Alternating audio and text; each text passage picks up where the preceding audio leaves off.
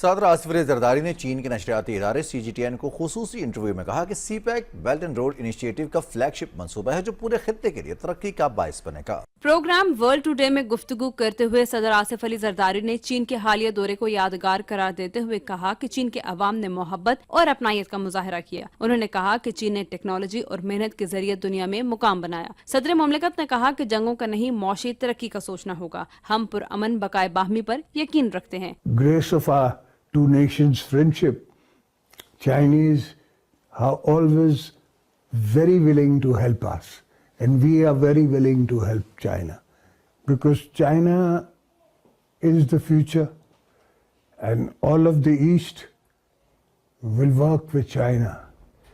China's initiatives, I bring to China the international goodwill and the Pakistani people's goodwill, and the assurance that we stand with China in good times and bad times. صدر آصف علی زرداری نے کہا کہ پاکستان اور چین آہنی بھائی ہیں۔ سی pack پورے خطے کے لیے ترقی کا باعث بنے گا۔ We are the closest port to China, and the land route, everything needs development and improvement with modern technology coming in. We can drive down to each other's countries. Not many countries can say we can drive down to China. So it's a great futuristic concept. And when it starts working, the employment for the young people, there's employment for the region that is in, they get more attention, they get more trade, they get more facilities. So there is great importance. صدر مملکت نے زراعت، توانائی اور railway کے شعبوں میں چین کے تجربات سے سیکھنے پر زور دیتے ہوئے کہا کہ پانی کی بچت، قابل تجدید توانائی اور جدید ٹیکنالوجی سے ہی ترقی ممکن ہے۔ تعلیم، صحت اور سیاحت میں بھی دونوں ممالک کے درمیان تعاون تیزی سے آگے بڑھ رہا ہے۔ وزیراعظم محمد شہباز شریف نے آزاد کشمیر کی صورتحال پر گہری تشویش کا اظہار کرتے ہوئے صورتحال کا سخت نوٹس لے لیا۔ وزیراعظم نے شہریوں سے پرامن رہنے کی اپیل کی ہے۔ انہوں نے کہا ہے کہ پرامن احتجاج ہر شہری کا آئینی اور جمہوری حق ہے، تاہم مظاہرین امن عامہ کو نقصان پہنچانے سے گریز کریں۔ وزیراعظم نے ہدایت کی کہ قانون نافذ کرنے والے ادارے مظاہرین کے ساتھ تحمل اور بردباری سے پیش آئیں، عوامی جذبات کا احترام یقینی بنائیں اور کسی بھی غیر ضروری سختی سے اجتناب برتیں۔ وزیراعظم کا کہنا تھا کہ حکومت اپنے کشمیری بھائیوں کے مسائل کو حل کرنے کے لیے ہر وقت تیار ہے۔ وزیراعظم نے مظاہروں کے دوران ہونے والے ناخوشگوار واقعات پر گہری تشویش کا اظہار کرتے ہوئے واقعے کی شفاف تحقیقات کا حکم دیا ہے اور احتجاجی مظاہروں سے متاثرہ خاندانوں تک فوری امداد پہنچانے کی ہدایت کی ہے۔ حکومتی سطح پر مسئلے کے پرامن حل کے لیے وزیراعظم نے مذاکراتی کمیٹی کی توسیع کا فیصلہ کیا ہے۔ کمیٹی میں سینیٹر رانا ثناء اللہ، وفاقی وزراء سردار یوسف، احسن اقبال، سابق صدر آزاد جموں کشمیر مسعود خان اور قمر زمان کائرہ کو شامل کیا گیا ہے۔ وزیراعظم نے ایکشن کمیٹی کے ارکان اور قیادت سے اپیل کی کہ حکومتی مذاکراتی کمیٹی سے تعاون کریں۔ کمیٹی اپنی سفارشات اور مجوزہ حل بلا تاخیر وزیراعظم آفس کو بھجوائے گی تاکہ مسائل کے فوری تدارک کے لیے اقدامات کیے جا سکیں۔ وزیراعظم نے وطن واپسی پر مذاکرات کے عمل کی نگرانی کا اعلان کیا۔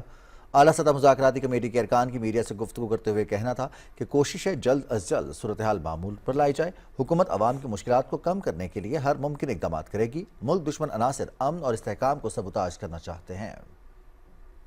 آزاد جموں کشمیر کے عوام محب وطن ہیں، ان کے جو جذبات ہیں ہم ان کی قدر کرتے ہیں اور ان کو یہ یقین دلاتے ہیں کہ کوئی ایسا قدم کہ جو حکومت کے بس میں ہے جس سے کہ ان کی مشکلات کو دور کیا جا سکے۔ میں امید کرتا ہوں کہ جو عوامی ایکشن کمیٹی کے دوست ہیں وہ بھی پوری فراخی قلب کے ساتھ اس تعطل کو دور کریں گے تاکہ آزاد کشمیر میں جو چند دنوں میں عمومی طور پر جو شدید بے چینی اور اضطراب عوام میں پایا جاتا ہے اس کا کلا کما ہو سکے۔ اس صورتحال سے جتنی جلدی نکالا جا سکے نکلے، کیونکہ ایسی صورتحال میں کوئی بھی پاکستان دشمن، کشمیر دشمن جو ہے اس کے کئی عزائم ہو سکتے ہیں۔ ایک ایسا راستہ جو قانون اور آئین کے مطابق ہو، امن و امان کی صورتحال جو ہے اس کو بھی بحال رکھا جا سکے۔ خلوص نیت سے چاہتے کہ احتجاج ختم ہو اور کشمیر عوام اس مشکل سے باہر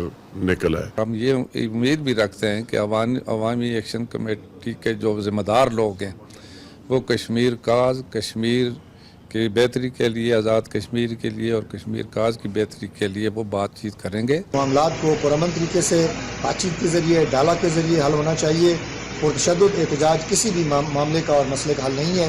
وہ ہمارے بھائی جو اس وقت احتجاج کے موڈ میں ہیں تو وزیر اعظم پاکستان کی اس کاوش کو، ان کی اس تشویش کو غور سے سنیں گے، دیکھیں گے اور ہمارے ساتھ تعاون فرمائیں گے.